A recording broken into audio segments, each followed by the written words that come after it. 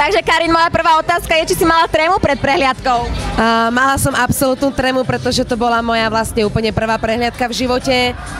Nemala som absolútne pripravené ani to, čo budem rozprávať, ani ako baby pôjdu, proste absolútne nič, všetko bolo úplne random, absolútna improvizácia, ale všetko prešlo vlastne v pohode, myslím. Takže splnilo to tvoje očakávania?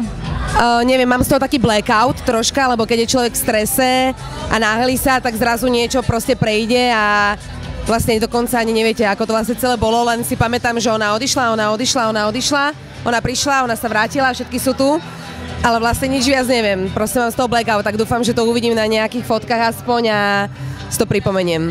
Určite, musím uznať, že to malo úspech, fakt, akože úplne ja som sa zabávala, určite aj ostatní, však podľa potlesku musíš sama posúdiť. Chcem sa ťa spýtať, že ako si sa vôbec k tomu dostala? Dostala som sa k tomu vlastne úplnou náhodou, ako ľudia sa dostávajú k nejakým svojim snom, že zrazu proste človek ide a o niečo sa potkne. Mala som na Facebooku zverejnené proste 2 fotky nejakých vyšívaných podprseniek len v rámci môjho nejakého hobby.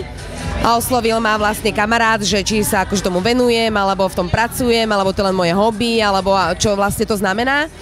A ponúkol mi, aby som vlastne navrhla prádlo pre Andreju Járovú. Takže vlastne tým začalo celé, že som vlastne pre ňu navrhla, na nej sa to fotilo a vlastne potom ma oslovil Kartel v rámci VBVčka a tak sa to nejako proste rozbehlo bez toho, aby som vlastne nejako k tomu úplne spričinila niečím. A odkedy sa tomu venuješ? V podstate klasika, od malička. Od malička som kreslila, vyšívala, neviem čo navrhovala. Potom som chodila na šupku, na umeleckú školu, kde som študovala odbor navrhovanie.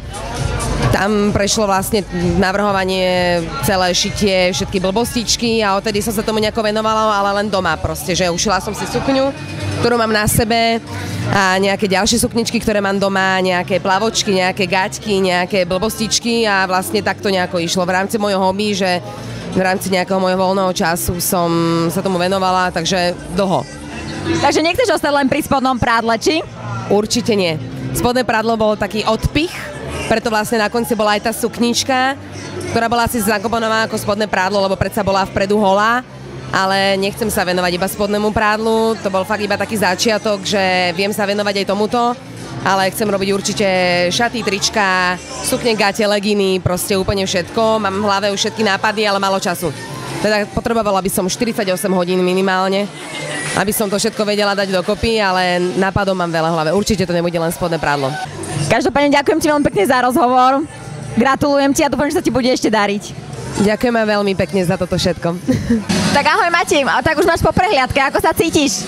Ahoj, cítim sa fajn, prehliadka bola podľa mňa úplne perfektná. S babami sme si to určite užili, aj keď to nebolo úplne výhra na tom koverci, ale dali sme to, si myslím, že celkom fajn. Veľmi si to dobre odchodili. Ako sa ti predvádzal konkrétny tvoj model? Vyzerala si v ňom úplne skvele. Môj model sa mi predvádzal úplne super, babi ešte sa smiali, že by si to dali ako svadobné šaty, len k tomu sukňu. Takže snad to bolo fajn, ale vyzeralo to celkom v pohode. Konkrétny model nejak sa ti veľmi zapáčil, alebo? Mne sa strašne páčil model, ktorý mala čiernovlasá baba s tým copikom, tá sukňová. To bolo úplne princeznovské, to bolo strašne krásne. To bolo veľmi dobré, aj mne sa to páčilo. Mala si inak obrovský úspech, veľmi dobrá si bola, fakt aj ostatné baby, musím ťa pochváliť. Každopádne, čo povieš na publikum? Boli úžasní. Oni nám plieskali, pustinky nám posielali, podľa mňa boli úplne super. Vedela by si predstaviť si niečo také na sebe, ako myslím súkromne, alebo tak? Ja som občas extravagantný človek, ja sa nehambím, takže viem si určite predstaviť niečo podobné aj na sebe, aby som vyšla normálne do spoločnosti alebo na party, takže určite my sme sa dokonca aj s Karinkou dohodli, že mi bude robiť korzetík, na ktorý sa strašne teším, takže dúfam, že takisto bude extravagantný, takže určite áno. Tak som zvedavá, tak dúfam, že niekedy ťa ešte uvidím. Super, veľmi sa teším na to a prajem ti, aby sa ti darilo. Ďakujem pekne. Ahoj, tak čo hovoríš na modnú prehliadku? Splnila moje očakávania, bola fantastická, Karin predviedla naozaj krásne kusky, aj dievčatá boli krásne, takže celé všetko bolo krásne. Super, teším sa. Bol konkrétne nejaký model, ktorý sa ti najviac páčil? Dobrá otázka. Páčil sa mi model Mati Jendrušákovej, ten biely, a potom ten prvý model, ktorý bol ten červený, tak to bolo šité priamo na Andrejku Járovú, takže ten som poznal, takže ten je taký môj srdcový, takže asi tieto dva boli také naj. Super, teším sa. Tak ďakujem veľmi pekne za rozhovor. A ja ďakujem. Príjemnú zábavu.